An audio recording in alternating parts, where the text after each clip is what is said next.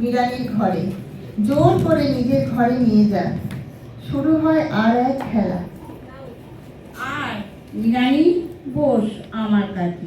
তোকে সেদিন ঘর থেকে যেতে বলে বড় ভুল করে ফেলেছি, কিছু মনে করিসনি। আমিও বড় কষ্ট পেয়েছি, কদিন খুব কান্না কেঁদেছি। কেন যে করলাম কে জানে। তুই হয়তো ভাবছিস এ আবার আর এক খেলা। ওগো, আমিও তো অবাক হয়েছি। তুমি আমাকে কত ভালোবাসো, আর সেদিন কেন যে। আর বলিস না রে, বড় কষ্ট হয় আমার। তুই আমার বেটির মতো, কিন্তু আজ থেকে তুমি আমার হয়ে উঠছো আমার প্রিয় বহিন। তোমার ভাগ্যের সীমা নেই বহিন। জানো তো, এই নারায়ণ শিলা আমার ইষ্ট।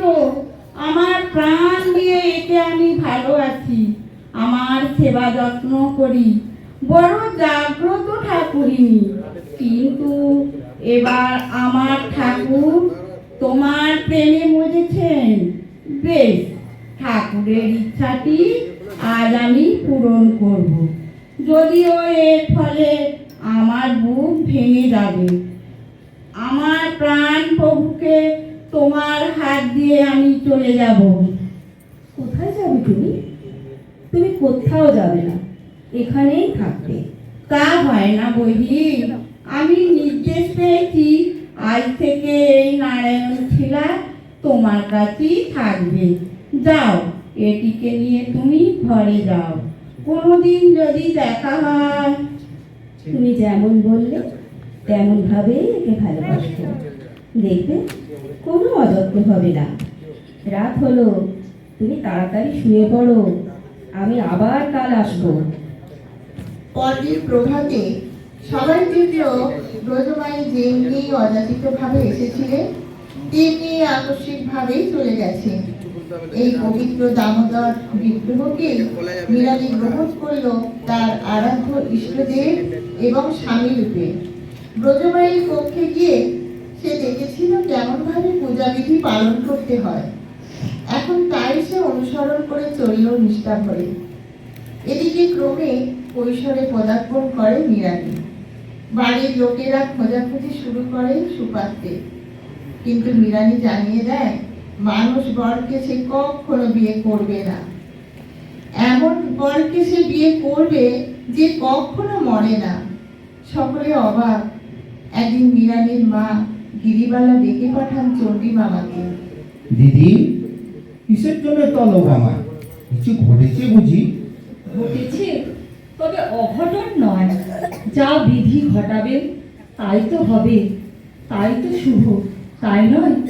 আমি জানি তুমি খুব ভক্তিময়ী, আর এও বুঝি সমস্যা হচ্ছে মীরানিকে নিয়ে। তবে সমস্যাটি তুমি বিচার করছো ভিন্ন দৃষ্টি নিয়ে। এটা ভুল না, ঠিক হচ্ছে, তার জন্যই আমায় তলব, তাই না? ওসব কথা থাক। এ জানিও যে মৃণালী জন্মেছে জন্মান্তরের সাত্ত্বিক বুদ্ধি নিয়ে। ঐশ্বরীয় চেতনা তার ভিতরে জাগ্রত রয়েছে অতি স্বাভাবিকভাবে। এই ভাব থেকে তাকে বিচ্যুত করা যাবে না, উচিত হবে না। এখন তার বিয়ের কথা উঠেছে, কিন্তু মেয়ের স্পষ্ট জবাব দিয়ে দিয়েছে যে সে বিয়ে করবেই না। বলো কি দিদি? আমি জানি জোর করলে অনর্থ হবে, কিন্তু আত্মীয় স্বজনেরাও তো বলতে শুরু করেছে যেন আশকারা না দিই। একবার স্বামীর ঘরে গেলে অবশ্যই মন তার ঘুরে যাবে, অতএব বিয়ে দাও। তাই বাড়ির সবাই ঠিক করেছে ভগ্নিপতি ভোলানাথ মুখুজ্জের সঙ্গে মৃণালের বিয়ে দিতে। ওর দিদি বিপিন কালী কি এটা মেনে নেবে? ওখানে গিয়ে মীরানি যদি ইষ্ট পূজা ইত্যাদি নিয়ে জেদ বা পাগলামি মাত্রা চড়ায়, তার বড় বোন বিপিন কালী কি তাকে মানিয়ে নিতে পারবে? কিন্তু আমার গণনা কি ভুল হলো? চিন্তা হচ্ছে আমারও। আর একবার আমি গণনা করে দেখি। এদিকে দিনক্ষণ পাত্র যে ঠিক হয়ে গেছে, আসছে মাসেই ওকে যেতে হবে। আমারও কেমন যেন মনে হচ্ছে বাধা একটা আসবে, প্রবল বাধা, আর তারপরেই একটা রাস্তা পাওয়া যাবে। বিয়ের শুভ দিন এবং শুভ লগ্নটি অতঃপর নির্ধারিত হয়ে গেল। মীরানির বয়স এ সময়ে মাত্র 13 বৎসর। সন্ধ্যায় বাদ্যভাণ্ড নিয়ে বর ও বরযাত্রীরা সবাই এসে উপস্থিত।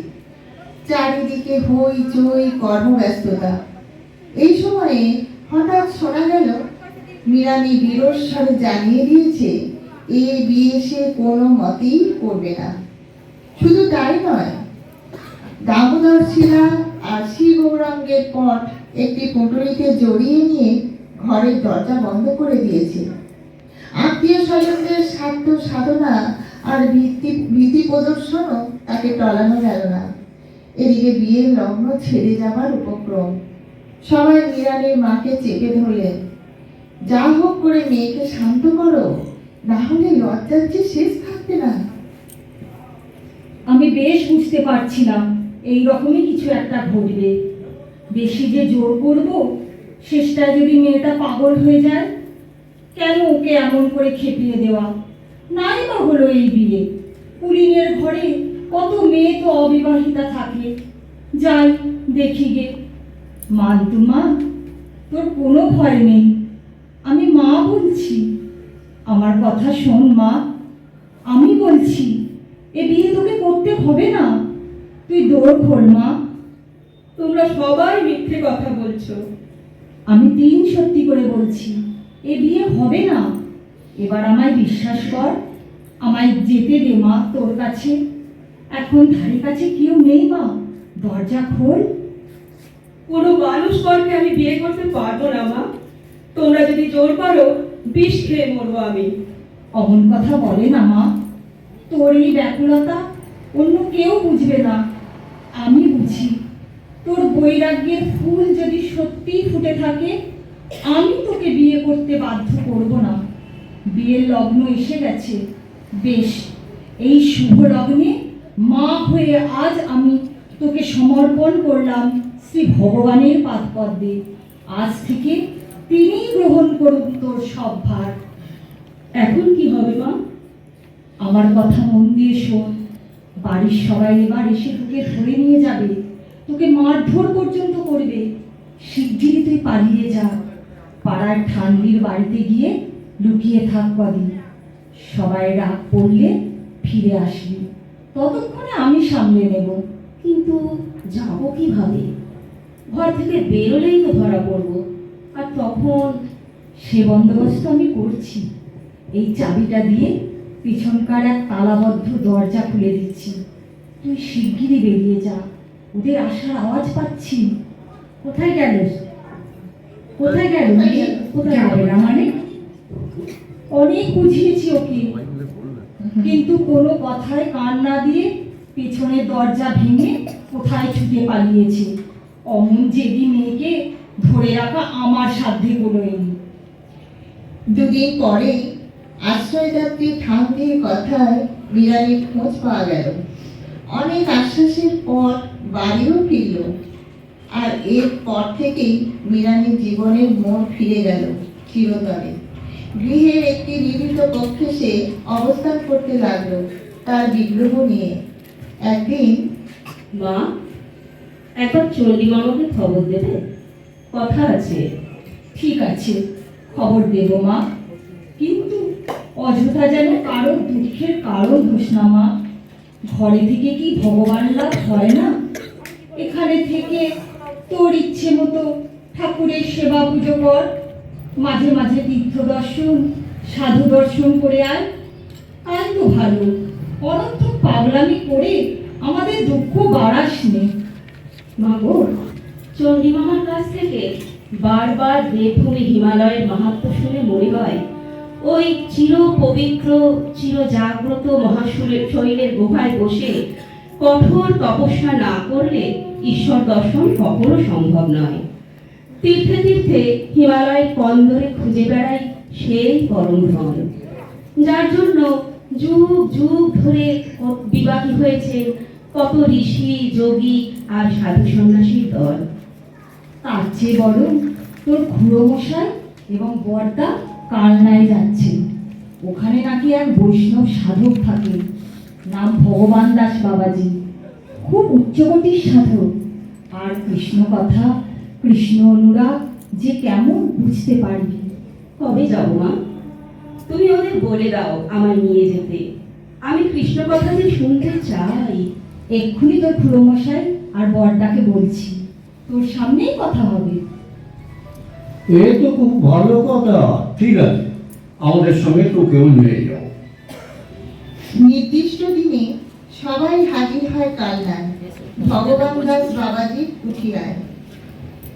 বাবাজি, এটি আমার ছোট বোন। ছোট থেকে দেবদিশে বড় ভক্তি। বিয়ের কথায় বাড়ি থেকে বেপাত্তা। এখন দামোদর্শীরা ধ্যান জ্ঞান, সেবা পুজো নিয়ে সারা দিন মগ্ন থাকে। বাবা, তোমাদের এই মেয়ে তো সামান্য না। এই যে তোমাদেরই ভাগ্যের কথা, জন্মান্তরের পুণ্য চাই, নইলে ঈশ্বরীয় কৃপা তো এইভাবে পাওয়া যায় না। আয় মা, আমার কাছে আয়। বাবা, একটু ভালো করে আশীর্বাদ করে দিন, যেন বাড়িতে থেকেই সেবা পুজো করে।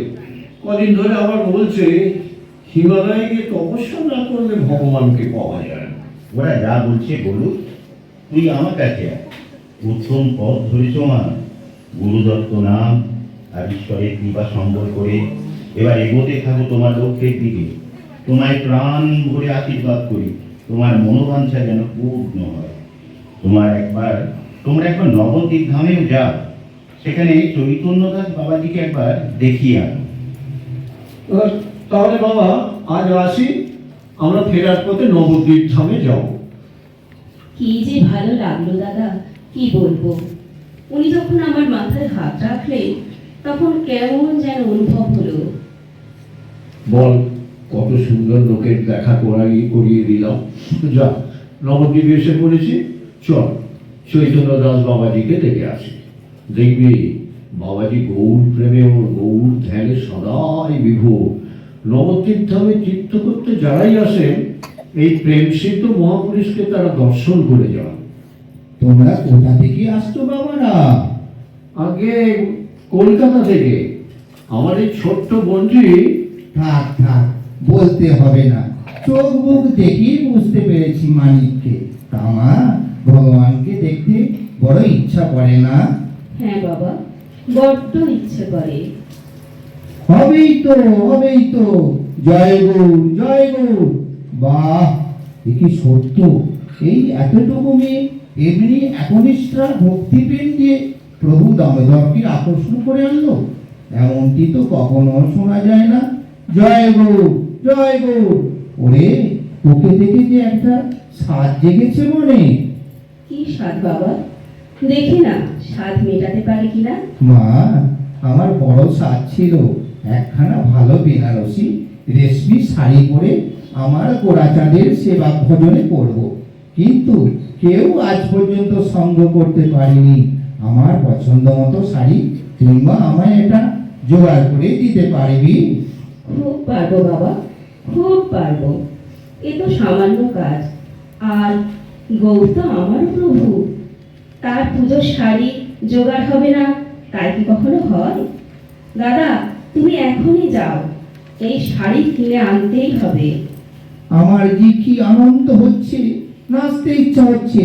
ওগো, তোমরা সব দেখো কি চমৎকার শাড়ি এই মেয়েটি আমায় দিয়েছে। এবার গোড়াচাঁদের মন ভোলাতে হবে গো, এটি পরে আমায়। এইভাবে কয়েক বছর কেটে গেল। নানা তীর্থ, দেবদেউল এবং সাধু মহাত্মাদের মীরানি দর্শন করেছে বটে, কিন্তু অন্তরে তার স্থায়ী আনন্দ তো আসছে না। কই, এই পাথরের ঠাকুর তো আমার সঙ্গে কথা কর না, আমাকে তো তার ভুবন ভবন রূপে দেখা দেন না, তার নুপুরের রিঙঝিনি ধ্বনি তো শুনি না। দামোদর কি তবে শুধুই ছিলাম? গিরিধারী লাল তো মীরাবাইয়ের সাথে কথা বলতে, ব্রজ রমণী কি মিথ্যা আশ্বাস দিয়ে গেল? আসল কথা, তপস্যা করতে হবে, কঠোর তপস্যা। কিন্তু সংসারে থেকে তা কি সম্ভব? পাড়া প্রতিবেশীদের একটা বড় দল সাগর সঙ্গমে স্নান করতে যাচ্ছে। মীরানি জুটে গেল তাদের সঙ্গে। প্রথম 2 দিন স্নান, দেবদর্শন ও সাধু সঙ্গী কাটার পর মীরানিকে আর পাওয়া গেল না। মেলা প্রাঙ্গণে আরো 3 দিন খোঁজার পর আত্মীয়রা হতাশ হয়ে কলকাতায় ফিরল।